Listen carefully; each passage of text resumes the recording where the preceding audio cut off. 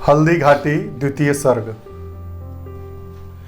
कर उन्मत्त प्रेम के लेन देन का मृदु व्यापार, ज्ञात न किसको था अकबर की छिपी नीति का अत्याचार। अहो हमारी माँ बहनों से सजता था मीना बाजार, फैल गया था अकबर का वह कितना पीड़ामय व्यभिचार। अवसर पाकर कभी विनयनत कभी समद तन जाता था, गरम कभी जलसा पावक सा कभी गरम बन जाता था। मान सिंह की फूफी से अकबर ने कर ली थी शादी, अहो तभी से भाग रही है कोसों हमसे आजादी।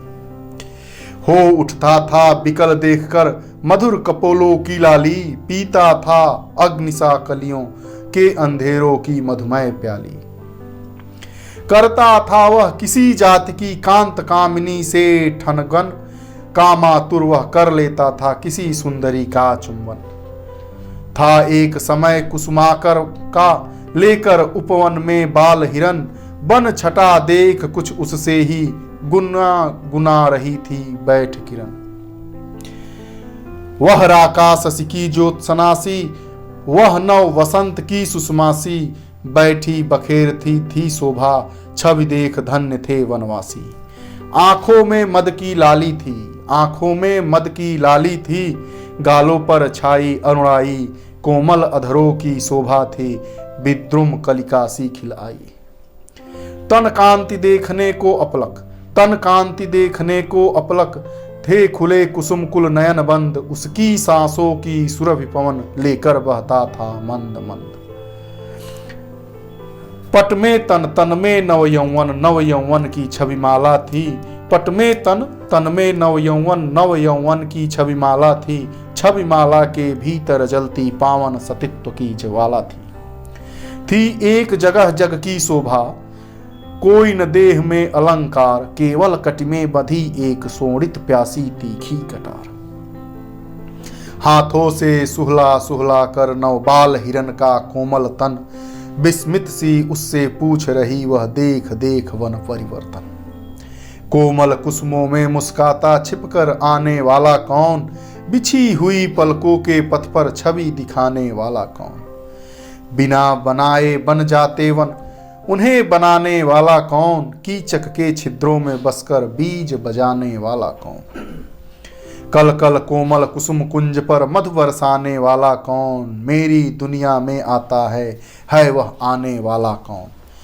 छुम छुम छन छन रास मचाकर बना रहा मतवाला कौन, मुस्काती जिससे कलिका है वह किस्मत वाला कौन।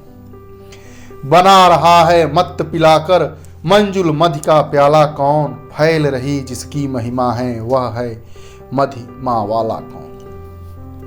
मेरे बहु विकसित उपवन का विभव बढ़ाने वाला कौन, मेरे बहु विकसित उपवन का विभव बढ़ाने वाला कौन। विपट निचय के पूत पदों पर पुष्प चढ़ाने वाला कौन।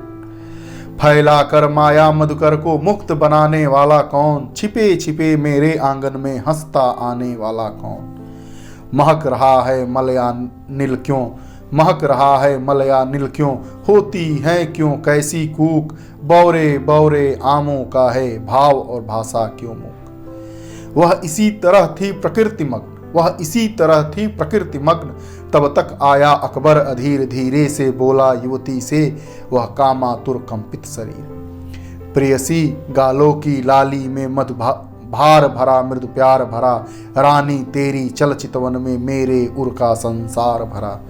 मेरे इन प्यासे अंधेरों को तू एक मधुर चुंबन दे दे, धीरे से मेरा मन लेकर धीरे से अपना मन दे दे। यह कहकर अकबर बढ़ा समय उसी सती सिंघनी के आगे, आगे उसके कुल गौरव के पावन सतित्व उर के आगे।